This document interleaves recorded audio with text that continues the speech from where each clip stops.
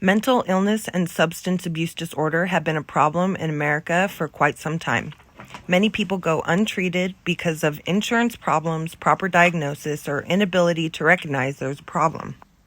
Mental illness is fairly common in the United States, and according to the National Institute of Mental Health, in 2019, nearly 1 in 5 adults were living with mental illnesses. These mental illnesses vary from mild, moderate, to severe. Mental illness and substance use disorders affect people from all walks of life. These illnesses are common, recurrent, and often serious, but they are treatable and people do recover. People with substance use disorders are at particular risk for developing one or more primary conditions or chronic diseases. The coexistence of both mental illness and substance use disorder, co-occurring disorder, is common among people in medication-assisted treatment. People with mental illness are more likely to experience a substance use disorder than those not affected by mental illness. According to SAMHSA's 2018 National Survey on Drug Use and Health, approximately 9.2 million adults in the United States have co-occurring disorder. Mental illness and substance use is on a wide spectrum. There is substance use and substance abuse, which are not a clinical diagnosis. Then there are diagnosable illnesses such as substance use disorder, serious mental illness, severe mental illness, and co-occurring disorder, where 2 or more are present. The DSM-5, which is the definition of serious mental illness 5th edition, 2013 update, published by the American Psychology Association, is the principal authority for psychological diagnoses. It states that substance use disorder is recurrent use that causes significant impairment, including health problems and inability to meet basic needs. There are more severe mental illness, and these are just a few recognized by the DSM-5. Mental illness not only affects the individual, but the consequences of untreated individuals can reach far out into society. The immediate family often carries the burden of becoming caregivers. They are then unable to work due to the demands of the individual's needs. SAMHSA estimates that nearly half the homeless population has mental illness. Also, the crime rates and incarceration rates are higher in individuals with serious mental illness. Parents who have untreated mental illness may become unable to work or care for their children, which can even affect future generations.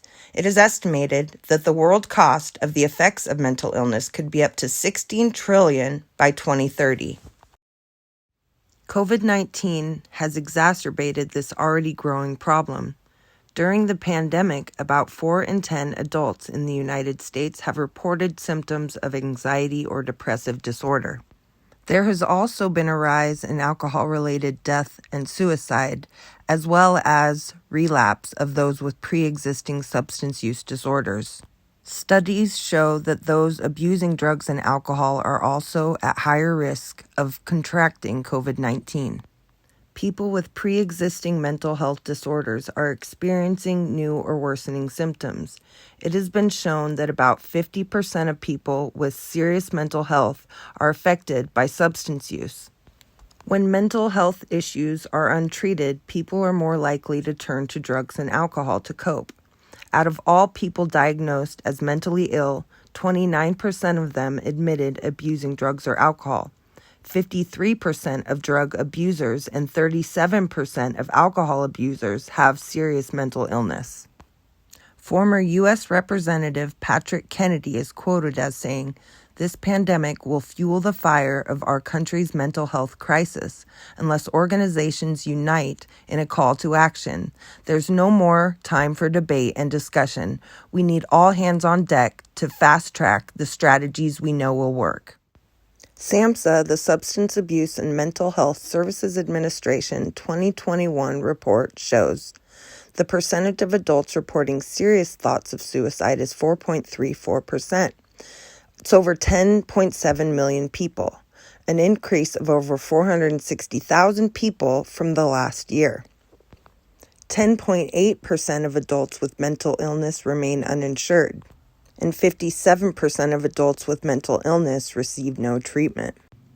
As the cases of mental illness and substance abuse continue to incline in America, we have to acknowledge that there is a problem and begin to address it. SAMHSA actually recognized October 10th of this year as World Mental Health Day, the theme being mental health in an unfair world.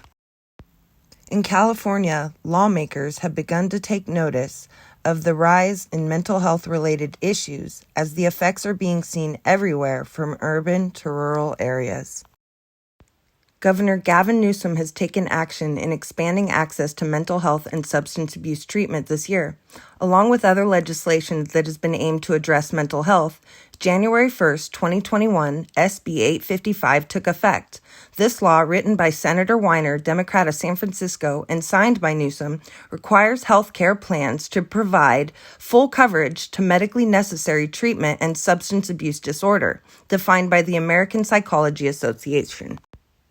Another bill signed is AB 2265 by Assemblymember Sharon Kirk Silva, Democrat of Fullerton, which clarifies that specified Mental Health Services Administration funds must be used to treat co-occurring mental health and substance abuse disorders. Counties will now be able to use MHSA funds to asset and treat individuals with co-occurring disorder. The El Dorado County Behavioral Health Center is a division of the Health and Human Services Agency and located in Diamond Springs, California.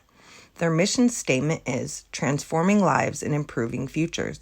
This facility offers valuable resources to the residents of El Dorado County, including adult services, child services, community education, psychiatric facility, and also substance use disorder treatment options. El Dorado County consists of many rural areas, small towns, and communities. The Behavioral Health Center is a place that offers low-cost or no-cost mental health services to anyone in need. They accept Medi-Cal and Medicare and even offer sliding scale services to the indigent and homeless population of El Dorado County. Along with mental health, psychiatric services, and a crisis unit through Marshall Hospital, the center provides a variety of substance use disorder treatment options depending on the client's needs. Services like counseling, help with funding, treatment recommendations, and recovery support groups are all options for the client in need. In an interview with Dr. Robert Price, Medical Director of the Health and Human Services Agency of El Dorado County, he shared some of the changes that have occurred to the facility during COVID-19. Though there hasn't necessarily been a rise in client enrollment, the access to patients has expanded due to the incorporation of virtual and phone appointments. He was not able to break down exactly where the California funding has been dispersed, but assured that they are receiving funding from the recent legislative changes. Though it seems that providers and counselors truly care for the health and well-being of clients and strive to offer them their support, when digging into the corporate documents, there were some discrepancies. It seems that the State of California Health and Human Services Agency, Department of Health Care Services, has questioned some of the compliance to the substance abuse block grants and contract with El Dorado County. Compliance Unit and Audit Division is now conducting a review of funding allocation. Though this may or may not be a regular procedure when contracts or funding sources change, it does open a door for more questions. El Dorado County has faced some difficult times during the COVID-19 pandemic, including extremist groups gathering at the county health department in protest of masks and vaccine requirements, putting strain on an already overloaded department. El Dorado County is a beautiful scenic place with historic landmarks and a variety of diversity within the residents. And the Behavioral Health Center is the place where those suffering with mental illness and substance use disorder can go to receive help. Dr. Robert Price did express a need for social workers in El Dorado County, and that there is an availability for volunteer opportunities. So it appears that the Behavioral Health Center of El Dorado County would be a good place for anyone who wants to make a difference in the lives of those suffering with substance abuse disorder and mental illness in California. If you or anyone you know is struggling with a mental health crisis, please call the National Suicide Prevention Hotline at 1-800-273-8255.